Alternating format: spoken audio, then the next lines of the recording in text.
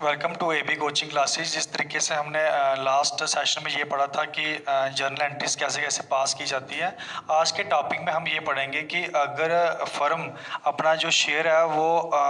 जो रेट है अगर उससे ज़्यादा करके बेचती है तो उस केस में हमारी एंट्री क्या आएगी। तो मैंने आपको बताया था कि अगर कंपनी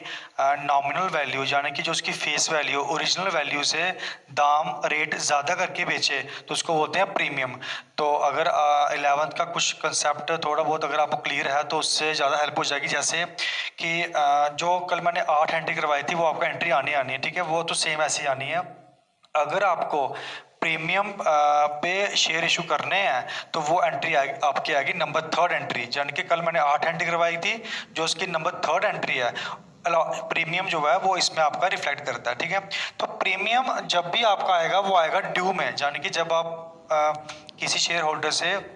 पैसा मांगते हो तो तब उसको बोलते हो कि हमारा इतने का शेयर है, हम आपको इतने का देते हैं। तो हम अपने शेयर होल्डर को पहले पैसा बढ़ा के बोलते हैं कि आपने इतना देना है, फिर वो हमें चौथी एंट्री में पैसा दे देगा, ठीक है। फिलहाल हम ड्यू करते हैं, हम उससे पैसा एक्स्ट्रा मांगते हैं, तो एक्स्ट्रा मांगने पे एंट्री क्या आएगी ये बता रहा हूँ, ठीक है आपको मैं।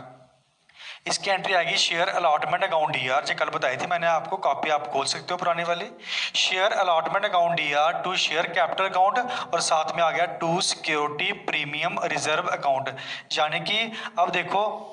अगर हमारे पास प्रीमियम आता है, प्रीमियम मतलब 20, देखो सपोज करो अगर अलॉटमेंट में हमने 65 रुपीज़ लेने हैं, मतलब 65 रुपीज़ अपने शेयर होल्डर से लेने हैं, अगर उसमें इंक्लूड है प्रीमियम, प्रीमियम कितना है 20 रुपये, तो देखो 20 रुपये फायदा हो गया, मतलब 20 रुपये प्रीमियम आ रहा, तो 20 मल्टीप्लाई करना है कितने शेयर इशू कर रहे हो, 70,000, मतलब 70,000 इशू दिए, हम शेयर इशू किए और 20 रुपये में फायदा हो गया, टोटल हमारी जेब में कितना आ गया 14 लाख रुपए, यानी कि 14 लाख हमने उस बंदे से शेयर होल्डर से एक्स्ट्रा पैसा मांगा है, ठीक है। और अगर 65 टोटल था उसमें 20 आपका प्रीमियम हो गया, तो पीछे कितना रिमेनिंग रह गया 45, तो 45 जो है वो उसकी ओरिजिनल वैल्यू हो गई शेयर की। तो देखो 45 मल्टीप्लाई 70,000 शेयर, तो ये आपका बाहर अमाउंट कितना आ गया 31,50,000 आपका अमाउंट आ गया, ठीक है। अब देखो 45 और 20 टोटल कितना हो गया 65, और 65 को मल्टीप्लाई कर दिया 70,000 शेयर से, तो हमने उससे टोटल जो मांगा है वो मांगा है 45,50,000, यानी कि उसका जो बनता था वो बनता था 31 लाख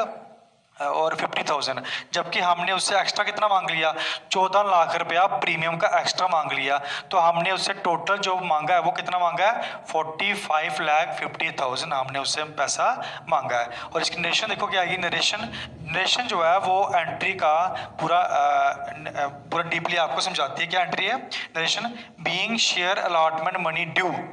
यानी कि अलॉटमेंट का पैसा मांगा है विद प्रीमियम, मतलब आपने उसको एक्स्ट्रा दाम करके आपने उसका पैसा ड्यू किया, मतलब आपने उससे पैसा मांगा है, तो ये आपकी एंट्री आ गई प्रीमियम की, ठीक है।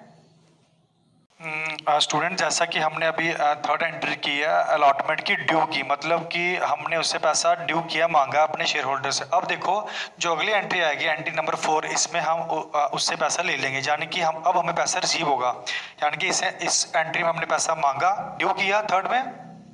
अब ये 4th एंट्री में हमें पैसा देगा। जब पैसा आता है तो पैसा चेक हमारे पास आ रहा है, तो आ गया बैंक अकाउंट डीआर, यानी कि डेबिट वर्ड कम्स इन, ये हमारे पास पैसा आ रहा है। किसका पैसा आ रहा है ये क्लियरली नीचे मेंशन किया है, अलॉटमेंट का पैसा आ रहा है, ठीक है। अब पैसा कितना आएगा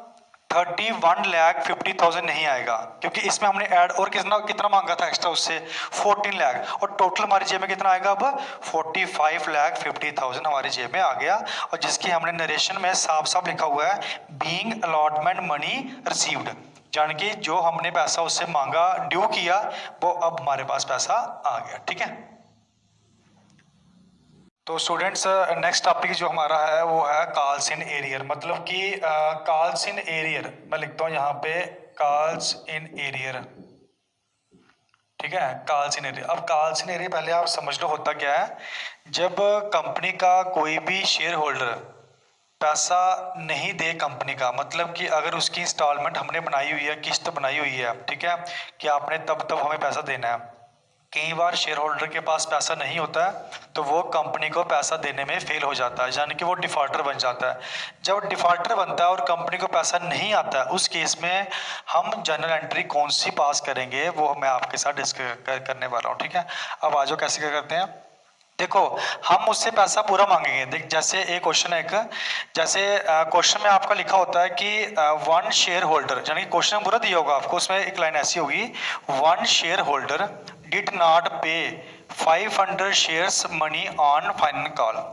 यानी कि उसने फर्स्ट कॉल जो तीसरी किस्त होती है, तीसरी इंस्टॉलमेंट में उसने 500 शेयर के ऊपर पैसा नहीं दिया। चलो नहीं दिया, ये बात हमें बाद में पता लगी, पहले मांगा हमने उससे पूरा, ठीक है। अगर हमें उससे मांगा पूरा तो उसमें एंट्री कौन सी आती है, ड्यू वाली देखते हैं। Share first call account DR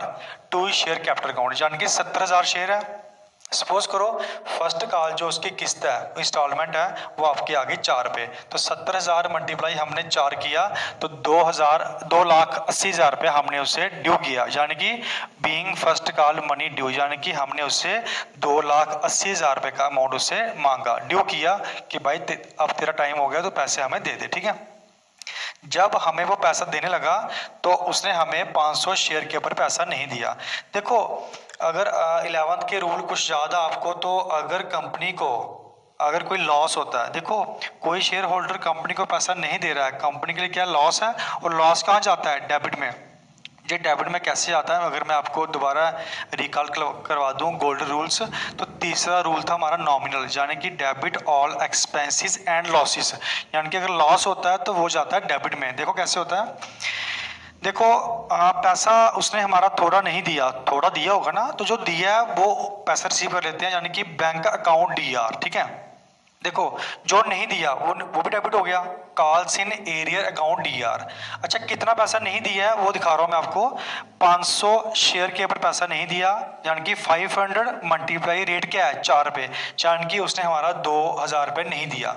मतलब कॉल्स इन एरियर होता है जो हमारा पैसा नहीं आया हमें। देखो अगर 2,000 रुपये नहीं आया,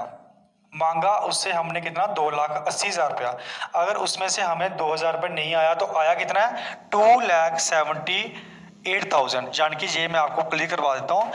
अगर हमारे शेयर थे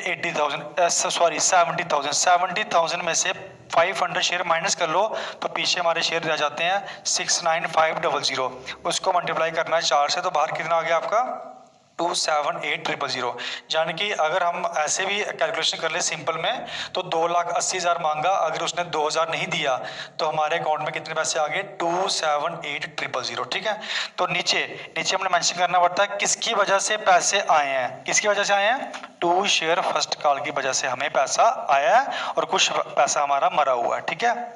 नरेशन लिख रहा हूँ मैं इसकी, वहां से आपको ज्यादा क्लियर हो जाएगा।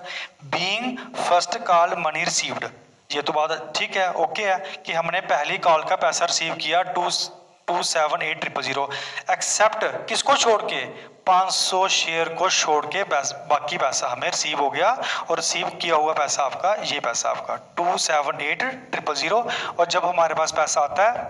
तो बैंक क्या हो जाता है, डेबिट। ये बात आपको क्लियर है, ठीक है।